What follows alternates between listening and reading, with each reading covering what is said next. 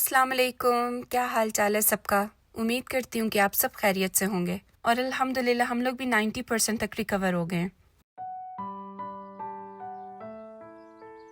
आज का व्लॉग मैंने सुबह थोड़ा सा लेट स्टार्ट किया क्योंकि सुबह उठ के मैं बच्चों के साथ बिजी हो गई थी और उसके बाद बच्चों को ब्रेकफास्ट वगैरह करवाया। फिर आज मेरा कुछ भी खाने का दिल नहीं कर रहा था तो मैंने अपने लिए सीरियल ले लिया था।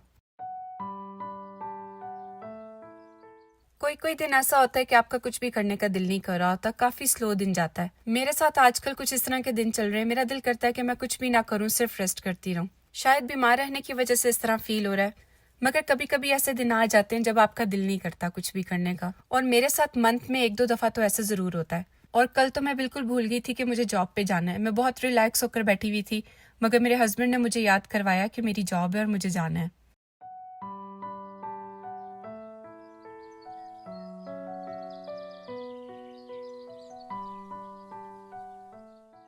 वेदर तो काफी ठंडा है यहाँ पे, काफी लो टेम्परेचर है, मगर आज धूप निकली हुई थी तो काफी अच्छा ब्राइट लग रहा था। विंटर्स में तो कई कई दिन यहाँ पर धूप नहीं निकलती और जिस दिन निकलती है उस दिन बहुत अच्छा फील होता है।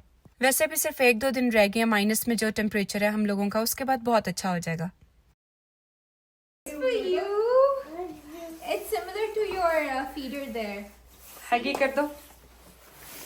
थैंक यू तो बोलो चाची को। Thank you. Welcome. बाकी बच्चों के लिए देखती हूँ। ये जो पिछला क्लिप मैंने आपको दिखाया है, बच्चों के चाचा चाची आए थे, मिठाई लेकर आए थे क्योंकि मेरे जो देवर हैं उनकी सिटीजनशिप हो गई है। कल उनकी ओथ सेरेमनी थी, इस वजह से इस खुशी में वो मिठाई लेकर आए थे और आयरा के लिए उसकी चाची ने काफी देर से गिफ्ट लेकर रखा हुआ था। तो बस अब थोड़ी देर रेस्ट कर तो मैं अपने बाकी के जो काम है वो स्टार्ट करूंगी क्योंकि आज जॉब पर भी जाना है। और कोशिश ये है कि जाने से 1 घंटा पहले मैं थोड़ा सा रेस्ट कर लूं क्योंकि जॉब पे जिस दिन जाना होता है उस दिन बहुत हेक्टिक हो जाता है। नॉर्मली तो बच्चे जब ब्रेकफास्ट कर लेते हैं तो अपनी चीजें खुद ही उठा कर रखते हैं, मगर आज बच्चे अपनी गेम्स में लग गए थे तो इस वजह से भूल गए। कल से इंशाल्लाह बच्चे स्कूल भी जाएंगे क्योंकि काफी दिन हो गए हैं बच्चे स्कूल नहीं गए। और वैसे भी आयान के डॉक्टर ने कहा था कि जब तक वो फुली रिकवर नहीं होगा तो आप उसे स्कूल मत भेजिएगा।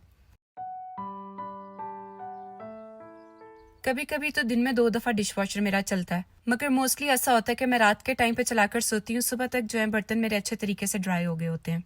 मैं हमेशा जब डिश वॉशर से बर्तन निकालती हूँ तो उनकी ग्रुपिंग करके रख लेती हूँ। इस तरह मुझे इजी रहता है, मुझे पता होता है ये सब चीजें कौन सी वाली कैबिनेट में जाएंगी। डिश वॉशर में सारे बर्तन तो नहीं लगते क्योंकि जिसमें आप पकाते हैं वो तो आपको हाथ से धोने पड़ते हैं, मगर जो सारा दिन हमारे यूज होते हैं जैसे चाय के बर्तन होते हैं या बच्चे कुछ खाते पीते हैं तो वो सब मैं डिश वॉशर में लगाती हूँ।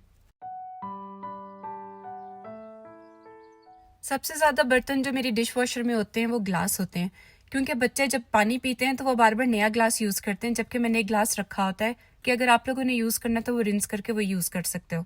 यहाँ पे मैंने बच्चों को कहा था कि उठकर मेरी हेल्प करें थोड़ी सी, क्योंकि मेरे पास टाइम थोड़ा सा शॉर्ट था, मुझे खाना भी बनाना था, बाकी चीजें भी देखनी थी, तो इस वजह से बच्चे जो मेरी क्लीनिंग में हेल्प करें। यहाँ पे आपने अक्सर देखा होगा कि मेरे बच्चे क्लीनिंग में अक्सर मेरी हेल्प करते हैं और मुझे लगता है ये बहुत अच्छी बात है क्योंकि जब अब वो मुझे देखते हैं कि मैं क्लीनिंग कर रही हूँ तो वो खुद से आ जाते हैं, क्योंकि उन्हें पता है कि ये चीज हम लोगों को भी करनी है। घर के काम जितना बच्चियों के लिए जरूरी है सीखना, उतना बच्चों के लिए भी है। बेटियों को उनके घर जाकर हेल्प करते हैं और लड़कों को अगर वो पढ़ने के लिए कहीं बाहर जाते हैं या अगर उनके माँ बाप पास नहीं है तो वो खुद से अपना काम कर सकते हैं।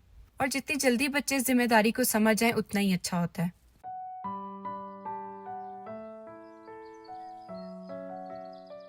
आज अयान और अजान तो काफी अच्छी तरह मेरी हेल्प कर रहे हैं, मगर आयरा का आज मूड नहीं था क्योंकि रात में उसकी तबीयत थोड़ी सी खराब थी और वो सही तरह से सोई नहीं थी। तो अब यहाँ पे ब्लैंकेट लेकर लेट गई थी कि मुझे टीवी लगा दो ताकि मैं सो जाऊं थोड़ी देर के लिए।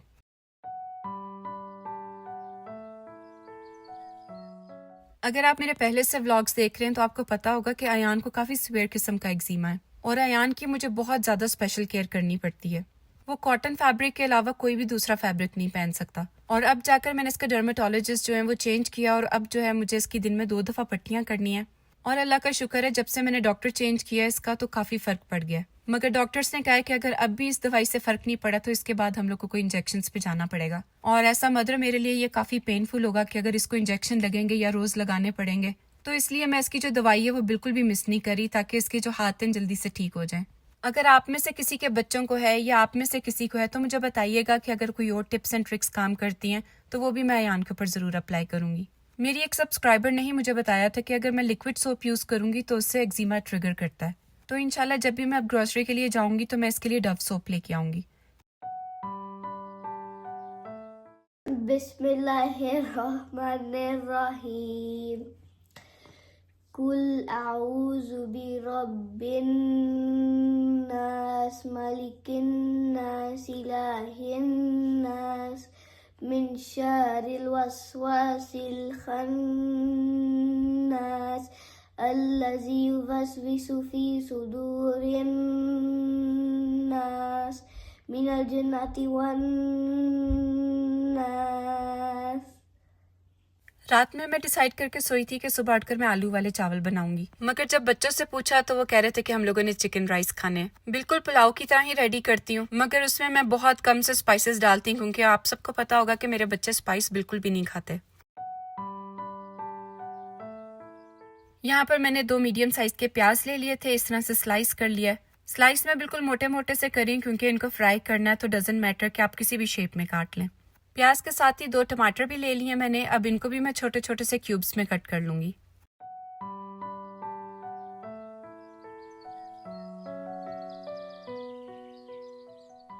आज मैं पुलाव जो है वो इंस्टेंट पॉट में बनाऊंगी, तो यहाँ पे मैंने थोड़ा सा कुकिंग ऑयल ले लिया। आप उस हिसाब से ले लें जितनी आपके पास चिकन है, मगर मैं हमेशा कोशिश करती हूँ कि अपने खानों में ऑयल जितना कम रख सकती हूँ उतना कम रखूँ। अब जो मैंने प्याज कट किए थे वो मैं इसमें गोल्डन ब्राउन होने तक पका लूंगी। आप सब में से पुलाव किस किस को पसंद है मुझे कमेंट बॉक्स में जरूर बताइएगा।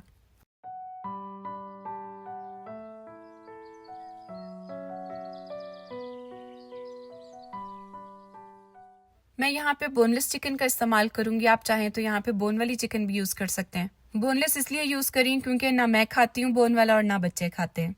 तो अब चिकन डाल के इसको मैं अच्छे तरीके से गोल्डन ब्राउन कर लूंगी और इसमें जिंजर और गार्लिक का पेस्ट ऐड कर लूंगी। वैसे अगर आप फ्रेश पेस्ट डालेंगे उसका टेस्ट डिफरेंट होता है, मगर जैसे कुछ देर पहले ही डिसाइड हुआ कि चिकन पुलाव बनाना है तो इस वजह से मेरे पास अभी था नहीं, तो ये मेरे पास प्री मेड पेस्ट पड़ा हुआ था तो वो ऐड करी हूँ।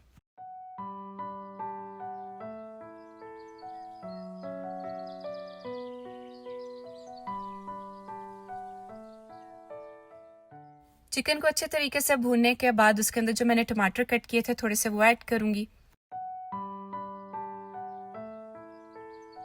मेरे पास थोड़ा सा होममेड पुलाव मसाला भी पड़ा हुआ था, वो ऐड किया थोड़ा सा, और उसके बाद 1 to 2 टेबलस्पून जो है मेरे पास क्रश सूखा धनिया और जीरा पड़ा है, तो 2 टेबलस्पून मैं वो ऐड करूंगी।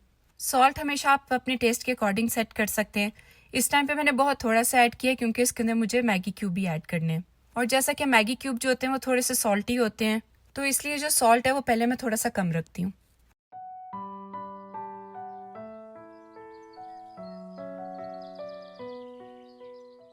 उसके बाद यहाँ पे मैं थोड़ी सी ग्रीन इलायची ऐड करूंगी। मैंने यहाँ पे 3 to 4 लिए हैं। ये सब मसाले डालने के बाद इसको मैं अच्छे तरीके से 5-10 मिनट के लिए भून लूंगी।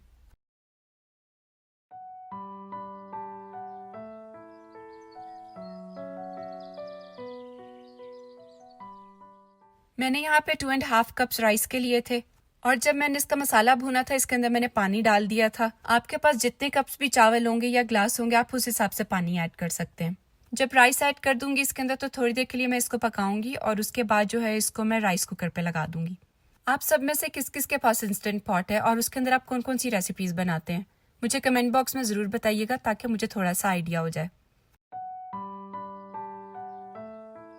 यहाँ पर मैंने इसको राइस कुक पे लगा दिया और तकरीबन इसको 12 मिनट्स लगेंगे और राइस रेडी हो जाएंगे। जब से हम लोग बीमार हुए तब से मैंने अपने प्लांट को कोई भी अच्छा टाइम नहीं दिया। पानी इसको मैं दे रही थी मगर बहुत थोड़ा थोड़ा सा, क्योंकि उस टाइम पे बिल्कुल भी हिम्मत नहीं हो रही थी कुछ भी करने की।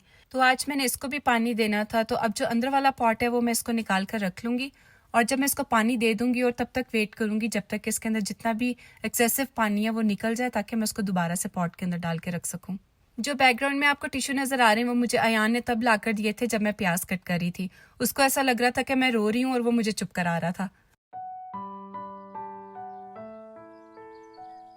अगर आप में से किसी के पास प्लांट्स हैं तो आप लोग उसकी टेक केयर कैसे करते हैं, और जो इसकी खाद है उसको कितनी देर बाद चेंज करते हैं या उसको पॉट में कब लगाते हैं? क्योंकि अगर आपने मेरे पिछले व्लॉग्स देखे होंगे तो मैंने आप सबको बताया था कि ये मेरा पहला प्लांट है और मुझे कोई इतनी ज़्यादा खास इन्फॉर्मेशन भी नहीं है। तो अगर आपके पास कोई टिप्स हैं तो मुझसे ज़रूर शेयर कीजिएगा पानी देखकर तो इसके जो लीव्स हैं उनको मैं स्प्रे करती हूँ अच्छे तरीके से, ताकि ऊपर जो मिट्टी वगैरह है वो उतर जाए। मैंने एक छोटा सा एक्सपेरिमेंट भी किया। पीछे आपको एक ट्रांसपेरेंट बॉटल नज़र आ रही होगी। मैंने इसमें से थोड़े से लीव्स काट कर स्टेम के साथ ही तो उस पानी में डिप कर दिए। मैं देखना चाह रही थी कि अगर वो दोबारा से ग्रो करता है कि नहीं। तो ये था मेरा आज का व्लॉग। आई होप आप सबको पसंद आया होगा, और अगर पसंद आया है तो इसे लाइक करना मत भूलिएगा। और अगर अभी तक आपने सब्सक्राइब नहीं किया तो प्लीज़ मेरे चैनल को सब्सक्राइब कर लें, और एक छोटा सा कमेंट ज़रूर किया करें। मुझे बहुत अच्छा लगता है आप लोगों के कमेंट्स देखकर। आज के व्लॉग के लिए इतना ही। अगले व्लॉग में मिलेंगे इंशाल्लाह। तब तक के लिए अल्लाह हाफिज़।